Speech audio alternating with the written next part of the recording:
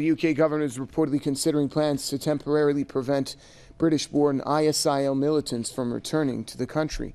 However, such UK nationals would still be allowed to keep their British citizenship.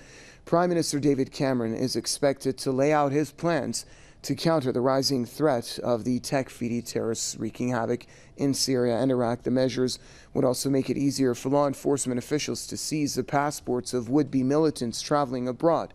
There are at least 500 Britons believed to have gone to fight in Syria.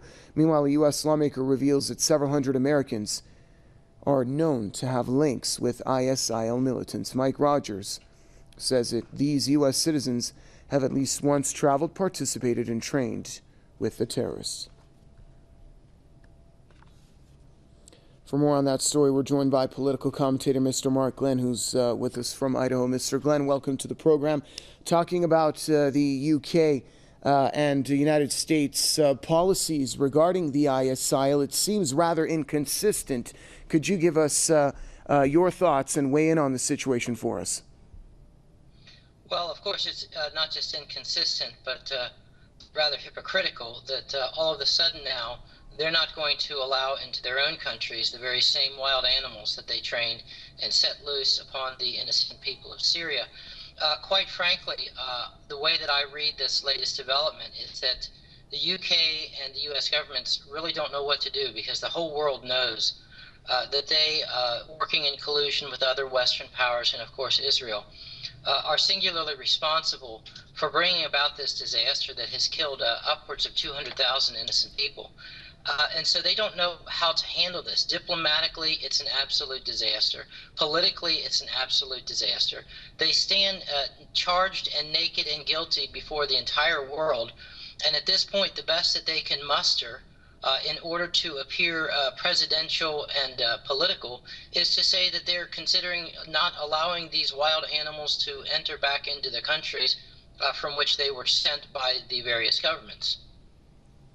And Mr. Glenn, let's talk more about how much these countries are fearing the issue of what many believe to be is blowback for the United States and for Britain. And also give us your thoughts on what is attributing to these citizens wanting to join and to allocate themselves with a terrorist Takfiri group such as the ISIL.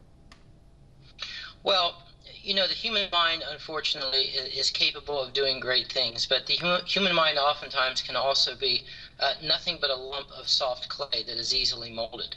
And if it's anything that has been proven, particularly over the course of the last century, is that large groups of people can be brainwashed into doing the most unthinkable acts imaginable.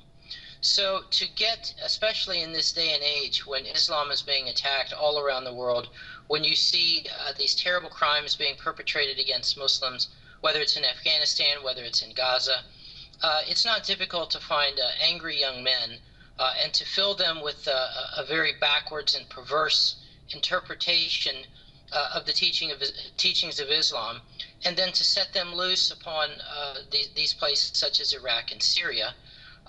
You know, we cannot rule out not just the possibility, but the probability that the intelligence services of the U.S. and the UK and, of course, Israel have subjected some of these men to the most unimaginable forms of mental coercion, mental conditioning, mind control, the use of drugs, and everything else in order to basically wash them of their ability to think rationally, to think morally, so that they would be willing to go out and to do these horrible things that in the end really benefit the Western powers, because it only further narrates or pushes the narration that they need to the rest of the world to embrace about Islam being a violent, backwards religion, and the only way to deal with these people is to kill them and to destroy their countries. Thank you very much, political commentator Mark Glenn, joining us from Idaho.